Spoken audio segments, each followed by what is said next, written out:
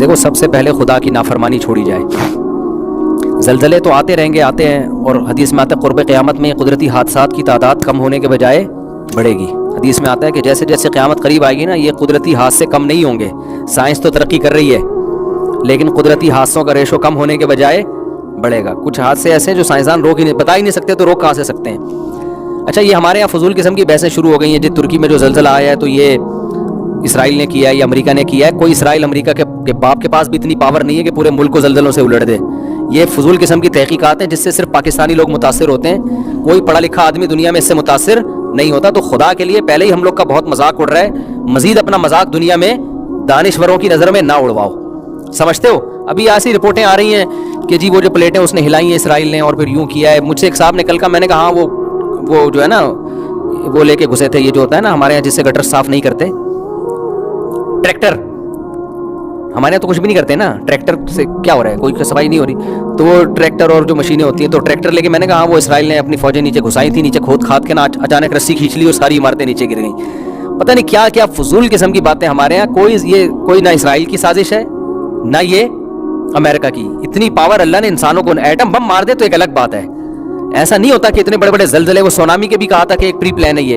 تو تحقیقات تو آپ کو سب کچھ مل جائیں گی, لیکن تحقیقات کے اہل بتاتے ہیں. جو زلزلے کے ماہرین ہیں ان سے پوچھیں کہ کیا ایسا قدرتی مصنوعی طور پر ممکن ہے, وہ کہے گا ایسا ممکن نہیں ہے مصنوعی طور پر اتنا بڑا زلزلہ لانا. یہ خدا کے کام ہے میرے بھائی, اس میں توبہ استغفار کرے انسان, دنیا کو مسافر خانہ سمجھے. اسرائیل پہ جو ڈالنے کی چیزیں وہ ڈالیں آپ, امریکہ پہ جو چیزیں ڈالنے کی ہیں وہ ڈالیں. ہر چیز امریکہ کے کھاتے میں مت ڈالو آپ, مذاق بنتا ہے. دنیا ہمارا مذاق اڑاتی ہے, یہ ترقی کریں گے ان کو, یہ دیکھو ان کی باتیں دیکھو کیسی ہیں. تو وبا بھی آئی نا, کورونا, یہ قدرت کی طرف سے ایک بیماری تھی, پوری دنیا کو لپیٹا اس نے. اللہ اپنی طاقت بتا رہا ہے کہ میں اتنا پاورفل ہوں, اور ہم کبھی اسرائیل کے کھاتے میں ڈالتے ہیں اس کو, کبھی امریکہ کے کھاتے میں ڈال رہے ہوتے ہیں. تو یہ اللہ کی طاقت ہے. زلزلے بھی آتے ہیں, سمندری طوفان بھی آتے ہیں, اور وبائیں بھی آتی ہیں, اور یہ آتی رہیں گی. اور ان میں قدرت ہمیں بتا رہی ہے کہ دنیا مسافر خانہ ہے. یہاں جو تم کامیابی کی باتیں کر رہے ہو نا, تمہاری ساری محنتیں 2 منٹ میں اللہ ڈھیر کر دے گا. اس لیے اصل کامیاب وہ ہے جو خدا کو راضی رکھے. پھر وہ زلزلے میں ہلاک بھی ہو جائے تو کامیاب ہے, بچ جائے تو بھی کامیاب ہے. سمجھتے ہو کہ نہیں سمجھتے ہو؟ تو کرنے کا کام ہے گناہوں سے توبہ, پھر دعاؤں کو بھی اہتمام کرنا چاہیے. جو پہلا کام ہے وہ کیا ہے؟ گناہوں سے توبہ. دیکھو قوم عاد اور قوم ثمود پہ عذاب آیا, اس لیے نہیں آیا کہ وہ کوئی وظیفہ نہیں پڑھتے تھے, ان سے آیت کریمہ چھوڑ گئی تھی. قوم عاد پہ جو عذاب آیا اور قوم ثمود پہ کیوں آیا؟ ناپ تول میں کمی کر رہے تھے وہ, اس لیے عذاب آیا نا قوم ثمود پہ. کرپشن بہت زیادہ ہو گئی تھی, اللہ نے قوم کو تباہ کر دیا. اب اگر ہم ان سے کہیں کہ کرپشن مت چھوڑو اور یہ لا الہ الا انت سبحانک انی کنت من الظالمین وظیفہ صبح شام پڑھا کرو, تو غلط ہوگا نا. یہ پیغمبر نے جا کے ان کو سمجھایا, تم جو کرپشن کر رہے ہو نا یہ پہلے چھوڑو, پھر وظیفے پڑھو, پھر دعائیں بھی مانگو. پہلے کیا کرنا پڑے گا؟ کرپشن کو چھوڑنا پڑے گا. لوط علیہ السلام کی قوم پہ عذاب کیوں آیا تھا؟ ہومو سیکسولیٹی تھی, نکاح نہیں ہو رہا اور مرد مردوں سے بدکاریاں کر رہے ہیں. تو لوط علیہ السلام نے کیا ان کو یہ بتایا کہ عذاب سے بچنے کا طریقہ یہ کہ فلاں سورت اتنی دفعہ پڑھ لیا کرو؟ اگر وہ پڑھ لیتے بچ جاتے عذاب سے. لوط علیہ السلام نے کہا اس برائی کو چھوڑو, اللہ نے تمہارے لیے عورت کو پیدا کیا, اس سے شادی کرو, وہ حلال ہے, حرام سے بچو. قوم کے سمجھ میں بات نہیں آئی. تو بعض دفعہ قدرتی آفت اس لیے آتی ہے کہ دنیا میں گناہ پھیل رہے ہوتے ہیں. اور یاد رکھو غیر مسلموں میں جب گناہ پھیلتے ہیں ان پہ عذاب نہیں آتا, عذاب مسلمانوں پہ آتا ہے, کیونکہ یہ اللہ کو مانتے ہیں. غیر مسلم کے لیے اللہ نے آخرت رکھی ہے, دنیا نہیں رکھی. لوط علیہ السلام کی قوم پہ تو اس لیے آیا کہ پیغمبر کو باقاعدہ بھیجا گیا نا وہاں پہ, ورنہ اللہ کا قاعدہ یہ ہے کہ دنیا میں سزائیں مسلمانوں کو ملتی ہیں, غیر مسلموں کو دنیا میں سزائیں نہیں ملتی. وہ اللہ کو مانتے ہی نہیں ہیں, ان کے لیے اللہ نے آخرت رکھی ہے, آخرت میں سزا رکھی ہے. تو اب میں نہیں کہہ رہا کہ ترکی میں جو زلزلہ آیا وہاں کوئی گناہ ان پہ ہو رہا تھا. اگر کوئی گناہ وہاں ہو رہا تھا تو وہ ہمارے ہاں اس سے زیادہ ہی ہو رہا ہے. لوگ بعض یہ بھی باتیں کر رہے ہیں اصل میں وہ شام میں بے حیائی بہت ہے, ترکی میں ان علاقوں میں بے حیائی بہت ہے. مجھے تو یہ باتیں کہتے ہوئے ڈر لگتا ہے.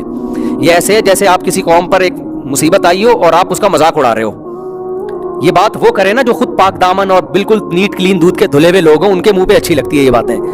ہم جیسے لوگ جو ان سے, ترکی میں وہ کرپشن نہیں ہے جو ہمارے یہاں ہے, بے حیائی تو ہمارے یہاں بھی بہت ہے. تو کبھی بھی کسی قوم پہ عذاب آئے تو اس وقت یہ نہ کہا کرو کہ گناہوں کے عذاب ہے ان کے اوپر. دیکھو قوم عاد اور قوم ثمود کے بارے میں تو اللہ نے بتا دیا کہ عذاب تھا نا, وہاں تو ہم کہنے ہیں, ہمیں کیا پتا ان پر جو عذاب آیا ہے وہ عذاب کے طور پر آیا یا ان کی, یا ہمیں عبرت کے طور پر. بعض چیزیں عبرت کے طور پہ ہوتی ہیں, عذاب کے طور پہ نہیں ہوتی ہیں, سنبھالنے کے لیے ہوتی ہیں کہ سنبھل جاؤ, سدھر جاؤ. تو نیک لوگوں پہ بھی مصیبتیں آتی ہیں. حضرت عمر کے دور میں قحط پڑا تھا, حضرت عمر کے دور جیسا دور یہ کائنات کبھی بھی نہیں دیکھے گی لیکن پھر بھی قحط پڑا ہے وہاں پہ, تو کیا ان کو یہ کہہ سکتے ہو کہ گناہ ہو رہے ہیں اس لیے عذاب آیا ہے؟ وہ حضرت عمر کے دور میں کہاں سے گناہ ہونا شروع ہو گئے؟ تو اللہ کی طرف سے جو آفتیں آتی ہیں کبھی وہ عذاب بن کے آتی ہیں, کبھی وہ عبرت بن کے آتی ہیں لوگوں کو متوجہ کرنے کے لیے. تو ترکی میں جو زلزلہ آیا ہے یہ ان کے لیے بھی آزمائش ہے اور ہمارے لیے ان سے بڑی آزمائش ہے. ان کے لیے تو یہ آزمائش ہے کہ وہ دنیا کو مسافر خانہ سمجھیں, وہ یہ یقین کریں کہ اصل طاقت کس کے پاس ہے. ہم کتنی بھی ترقی کریں گے اللہ سے نہیں بچ سکتے, تو کامیاب وہ ہے جو اللہ کو راضی کرے. ان کے لیے یہ آزمائش, ہمارے لیے ڈبل آزمائش. ایک یہ کہ یہ مصیبت ہم پہ بھی آ سکتی ہے, دوسری یہ کہ اس مصیبت میں ہم ان کے لیے کیا کر رہے ہیں. دیکھیں ایک آدمی ایکسیڈنٹ سے زمین پہ گرتا ہے, اس کے لیے تم آزمائش آ گئی. ہماری آزمائش ہے کہ ہم اس کی مدد کتنی کر رہے ہیں. روڈ پہ چھوڑ دیتے ہیں اس کو یا اس کے ہاسپٹل پہنچانے کا انتظام کرتے ہیں. تو اب یہ ہمارے لیے بڑی آزمائش ہے. ان کے ساتھ جو ہونا تھا ہو گیا, جو شہید ہوئے اللہ ان کی مغفرت کرے, جو بچ گئے اللہ ان کو شفا دے. ہمارے لیے بڑی آزمائش ہے کہ ہم ان کی کیا مدد کرتے ہیں. میرا جیسے یہ ترکی میں ہوا, میرا فوراً ارادہ ہوا ترکی جانے کا, لیکن ویزے کے مسائل ابھی کھڑے ہوئے. میرا یورپ کا ویزا ایکسپائر ہو گیا, وہ نہ ہوا تو فوراً چلا جاتا. تو میں بھی کوشش کر رہا ہوں ترکی جانے کی. انشاءاللہ جو ہم سے مدد ہو سکی ہم کریں گے. جو ہمارے جتنے بھی بڑے بڑے تاجر ہیں یہاں پہ, ان کی ذمہ داری ہے کہ اپنی تجوریوں کے منہ کھولیں وہ, اور ترک اور شام کے مسلمانوں کی وہ مدد کریں. سیلاب آیا, ان کے لیے کم آزمائش, ہمارے لیے بڑی آزمائش کہ ہم اس سیلاب میں اللہ ہم سے پوچھے گا کہ میری طرف سے تو قدرتی آفتیں آتی ہیں. دیکھو ایک بات سنا کے بس اپنی بات کو ختم کرتا ہوں. نبی صلی اللہ علیہ وسلم نے عرب میں جب مالداروں کو کہا کہ ان غریبوں کو کھانا کھلاؤ, یہ بھوک سے مر رہے ہیں, تو انہوں نے اعتراض کیا کہ اگر اللہ کو ان غریبوں کا اتنا ہی خیال ہے تو اللہ خود کیوں نہیں کھلا دیتا, ہمیں کیوں کہتا کہ کھلاؤ. سورہ یاسین میں یہ آیتیں انطعم من لو یشاء اللہ اطعما, ہم ان کو کھلائیں کہ اللہ چاہتا خود ہی کھلا دیتا نا. میں سمجھا پا رہا ہوں اپنی بات. جب نبی نے مکہ میں کہا نا کہ یہ مشرکین عرب سے کہ تم مالدار لوگ ہو, تمہارے ہاں ایسے قحط زدہ لوگ ہیں جو بھوک سے مر رہے ہیں, تو تم ان کو کھلاتے کیوں نہیں ہو؟ تو وہ کہتے تھے یہ حکم کون دے رہا ہے؟ کہ نبی کہتے تھے اللہ کا حکم ہے. تو وہ کہتے تھے اللہ خود کیوں نہیں کھلا دیتا؟ جب اپنی مخلوق کا اللہ کو اتنا خیال ہے تو خود کیوں نہیں کھلا دیتا؟ تو قرآن نے اس بےہودہ اعتراض کا جواب نہیں دیا, کیونکہ جو بالکل بےہودہ باتیں ہوتی ہیں ان کا جواب نہیں دیا جاتا. اللہ نے کہا تم کھلی گمراہی میں پڑے ہوئے ہو. تو آج بھی بہت سے لوگ یہ کہتے ہیں جب ان سے کہا جائے یہ زلزلہ آئے مدد کرو, سیلاب آئے مدد کرو, تو ذہن میں آتا ہے کہ پھر اللہ نے سیلاب بھیجے کیوں ہیں, اللہ نے زلزلہ بھیجا کیوں ہے؟ بھائی وہ خدا ہے, اس کی حکمتیں ہم اس سے نہیں پوچھ سکتے, اس کے قدرت کے قوانین ہیں, اس کو تکوینیات کہتے ہیں. اس کائنات میں سب کچھ ہوگا.